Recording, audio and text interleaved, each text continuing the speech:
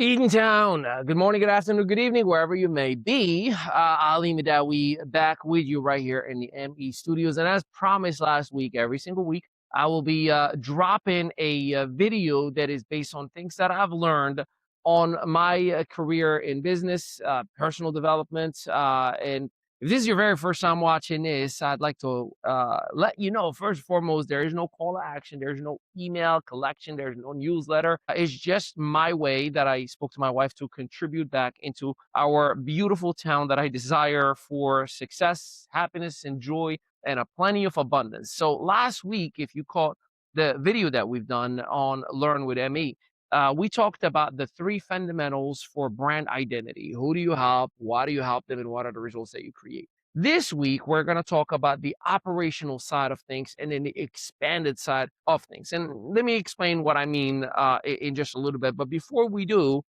why should you listen? Well, I've been extremely blessed to build companies and businesses in 5 different continents. I speak 6 international languages fluently. I've done just upwards of $2 billion on sales in the last 18 years with 5 different organizations.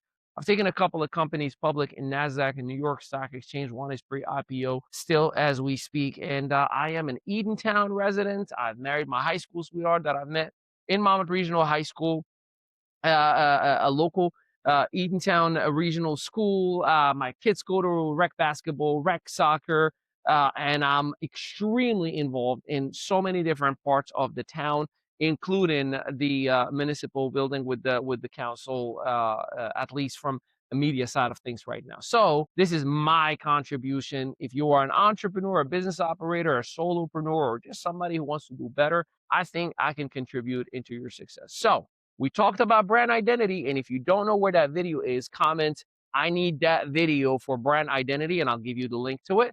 But today we're going to talk about the expanded version and when do you need this. So if you need to hire individuals, if you need to partner up with other companies or collaborate with other individuals, or if you are sitting down with somebody and you're explaining a lot more about who you are as a business operator and what your company stands for, and these parts are relevant. So just like last week, we're going to work with questions and give you a practical, simple way to understand them.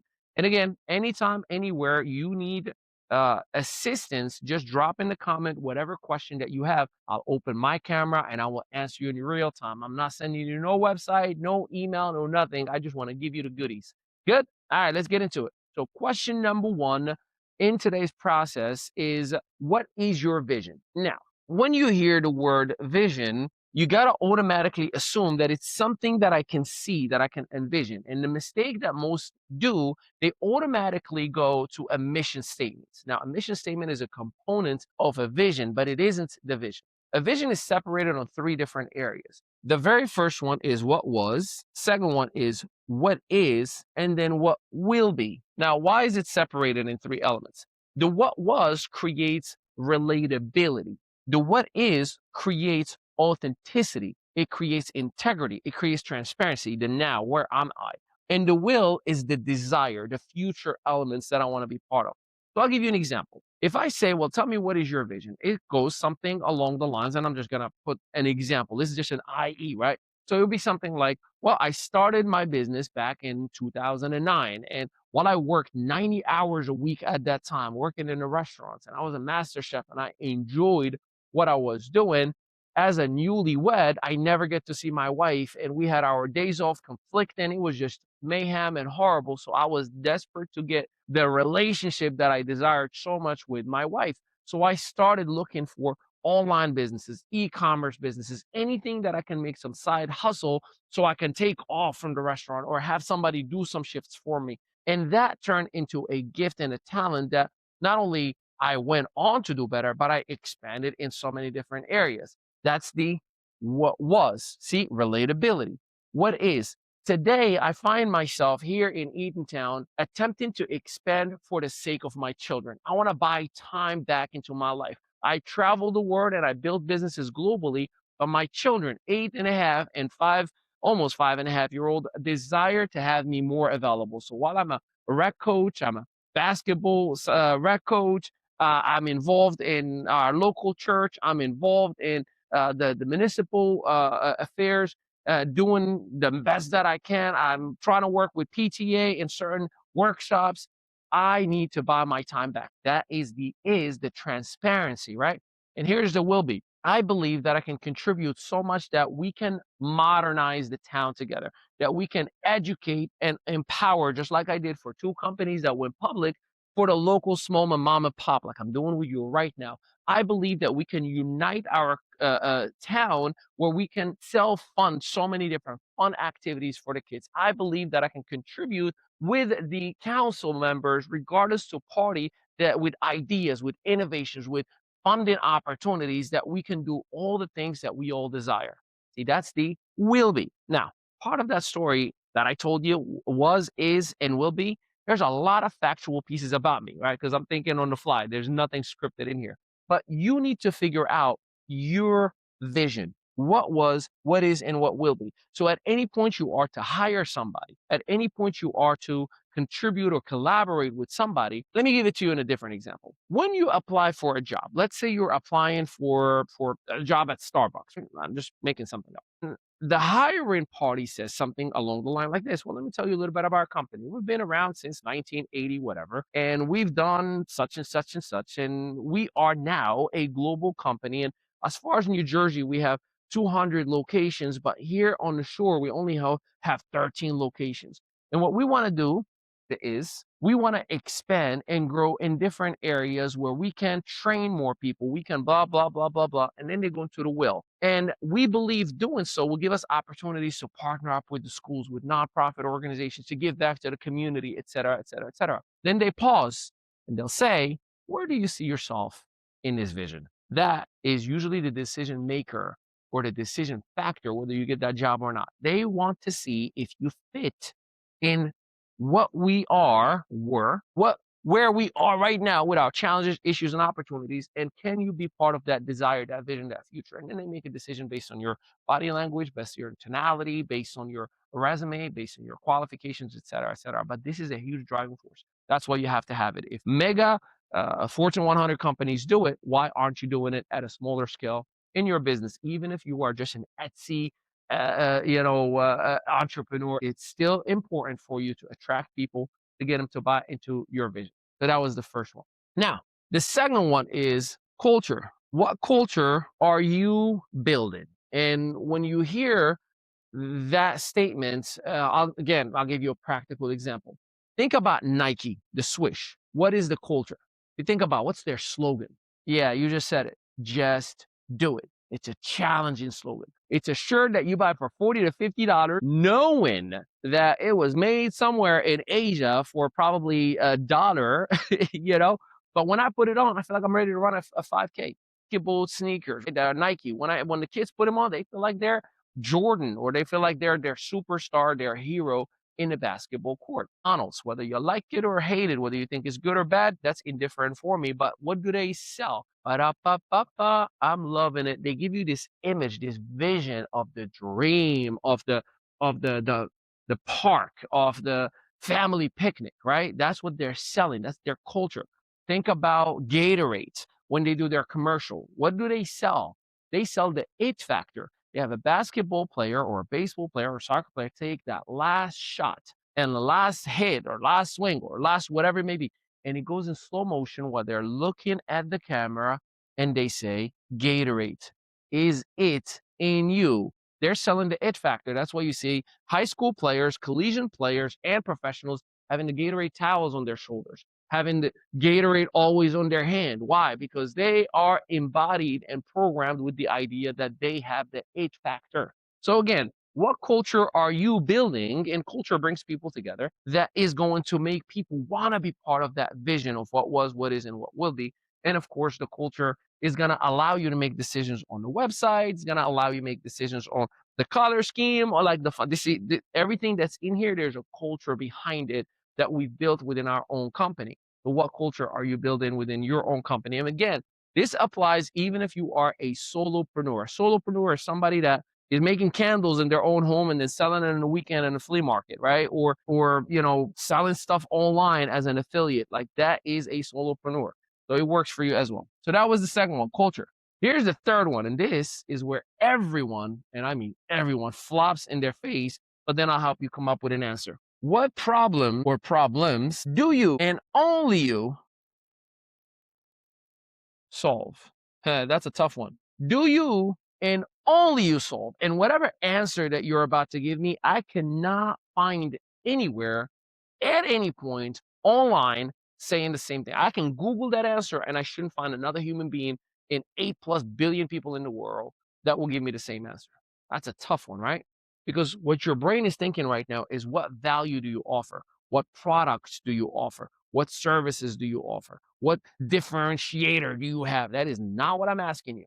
That is not what I'm asking you. I'm asking, what specific problem or problems do you and only you solve? Now, I'll give you the answer in a little bit. But the reason you need to identify this will absolutely remove the idea of competition. This will give you a unique voice, your own DNA in business, if you will. And here is how I'm going to help you come up with this. And by the way, just like we did the last episode, when you're working through these questions, brain dump. If you remember, brain dumping, when I say sky, blue, clouds, sun, stars, planets, etc., right? You're just brain dumping, and then you reverse engineer by shrinking it down as you do some critical thinking. Okay. So let me ask the question, but this time I'm going to ask it differently. You ready? You ready? All right, here we go. What problems have you and only you have solved since you remember yourself as a young teenager all the way to adulthood? Let me ask that again. What problems have you and only you have solved since you were a teenager all the way to your current adult life? See, when you think about it that way, you now can take an inventory of the things that you've overcome, that the things that you figured out. You ruined credit and learn how to fix it. You got overweight and learn how to lose it. You messed up a car and you knew how to fix it. You, et cetera, et cetera, et cetera, et cetera, et cetera, whatever elements. You didn't know how to do social media and lost an account, and now you got another one that is flying and going great. You didn't know how to sell, now you know how to sell. All those different problems that you personally have had, because you know what makes you money? Solving problems. If you find a problem that the masses have and solve it, you can sell that service, offer product that solves the problem, because we all are willing to spend money on two things: trust and convenience. What did you hear back in the early 80s and 90s and before? What did we hear? Don't get in a car of a stranger, right? That's what we do every single day. We get in cars of strangers and pay them for it. That's called Uber and Lyft. Hey, don't talk to strangers online. What do we do all day? Friend requests and connections, immediately DMs, and we're talking to strangers all day, every day. Trust and convenience gets the actual monetization itself. That's a whole different training for another day. But figure out what problems you and only you solve. And here's where this comes handy. When you're talking to individuals, and whether you're bidding or you're giving a quote or you're trying to, raise value in what you offer, and you get people that would say things like, well, Ali, I follow Tony Robbins, and I worked with Darren Hardy and Damon John, and they're motivational speakers, they're Fortune 100 company consultants, and I follow all their stuff. And I mean, respectfully, you're no Tony Robbins. Yeah, you're right. But here's what I do know, and I go over. Here's the problems that I dealt with and solved, problems that I dealt with and solved, problems that I dealt with and solved, and so on and so. I give the inventory, and I'm still standing right here in front of you with all those horrible, horrific things, and my story will be told one day. And I'm still here available to you, face to face, giving you the value that you desire. I can absolutely buy you time. Do you think Tony Robbins can do what I just did with you right now? No. Cool. Are you ready to get started? Are you ready to take things to the next level? What do we need to do to collaborate and partner up together, et cetera, et cetera, et cetera? So problem solving and identifying it as you and only you can solve it, because it's your own timeline, it's your own story, helps you out. Remember, at any point you need any help or you don't understand something, please comment your question. I'll open my phone with the camera and I'll answer it for you. Again, no websites, no sales, no call to action. All right.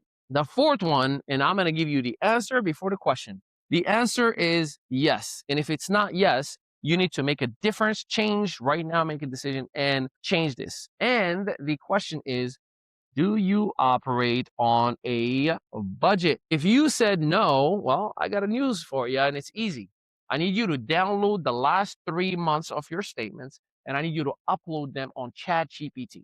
And I need you to ask ChatGPT, can you do a financial analysis on my budget, on my cash flow, my et cetera, et cetera, et cetera. And your chat GPT will know exactly what to look for. And your chat GPT will tell you, yes, this is all free stuff. Your chat GPT will tell you you don't have a cash flow problem. You clearly are making money. You have a spending problem. Here is what you spend most of your money on that is not essential or necessary, but just a luxury. If you were to cut off the daily Starbucks and the daily Dunkin' Donuts and the daily whatever, you could probably have an additional $800 every single month.